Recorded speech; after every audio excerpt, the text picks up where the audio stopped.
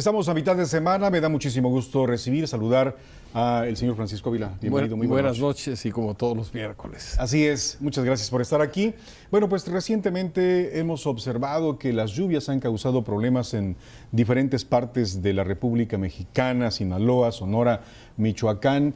Son ríos que desbordan, pero ríos que a su paso se llevan lo que encuentran, hasta casas y vehículos, pero también observamos viviendas que están construidas en lo que es prácticamente zonas de riesgo, que año con año son noticia y lamentablemente noticias de tragedia.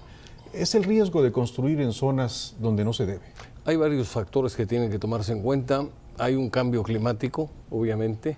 Esto no se ha cuidado y me da la impresión, y esto cito a los expertos en el tema, que de repente hay lluvias atípicas, lluvias torrenciales, donde a veces en cuestión de horas llueve lo que llueve a lo mejor en meses. Sí, así es. Y esto genera precipitaciones tan fuertes que a la hora de concentrarse, pues los arroyos forman ríos.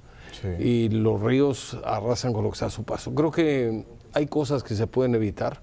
Lamentablemente en México, salvo excepciones de algunos lugares donde esto sí se toma en cuenta, no siempre hay atlas de riesgos, no siempre están actualizados, no hay la suficiente planeación. A veces quien planea es improvisado, alguien recomendado que no tiene la capacidad, y también hay que decirlo con tristeza, pero es una realidad, muchas veces la gente comete la imprudencia de construir en lugares sumamente peligrosos. Se construye, y esto lo vemos en el DF con los hundimientos que hay, se construyen áreas que antes fueron basureros o minas, y esa tierra se asienta.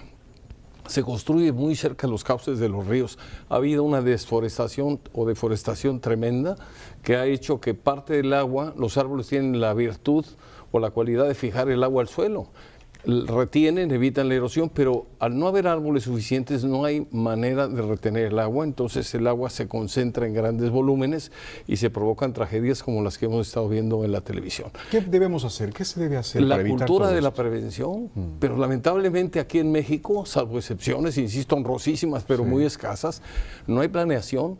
En otros países primero se hacen las calles, primero se hace la urbanización y después se hacen las casas. En México se hace al revés, primero se hacen las casas y luego las calles. A mí me ha tocado ver calles donde las casas de un lado, de una acera, están 2 metros arriba del nivel de la calle, porque a la hora de nivelar, si nivelan con las de arriba, las casas del otro lado quedan enterradas y viceversa. Entonces, ese tipo de improvisación que está ligada también, como decía, con la incompetencia, con la falta de seguimiento de los programas que hay o de los planes que hay de desarrollo urbano. Sí, porque a veces este tipo de construcciones también necesitan de una autorización. Necesitan de una autorización, pero lamentablemente fallan muchas cosas.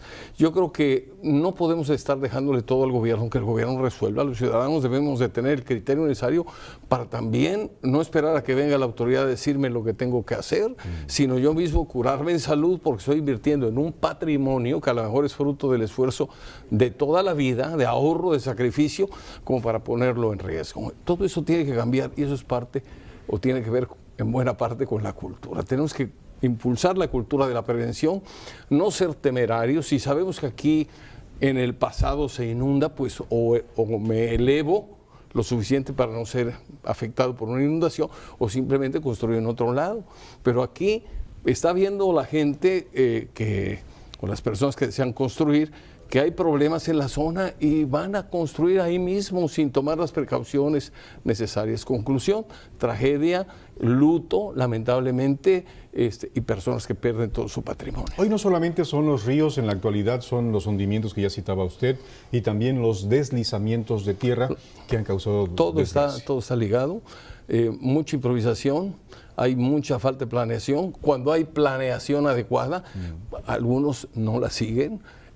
Tenemos un problema que cada vez que entra un gobierno nuevo, con excepciones también, pero la mayoría desecha lo que el otro dejó planeado, o está tan planeado en teoría que me ha tocado a mí ver que llega un plan de desarrollo y resulta que esas alturas que estamos recibiendo el plan de desarrollo, resulta ya en ese momento está sobrepasado desde hace años, porque o lo hicieron sobre el escritorio o se tardaron demasiado, etcétera.